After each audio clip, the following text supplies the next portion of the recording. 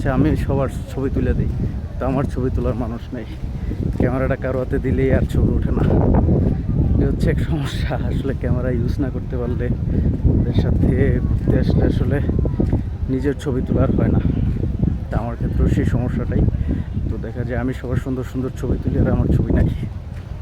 তো সেই হিসাবে আমি নিজেরটা নিজেই করতে হচ্ছে, ভিডিও করতে হচ্ছে, ছবি তুলতে হচ্ছে, বেশিরভাগই সেলফি।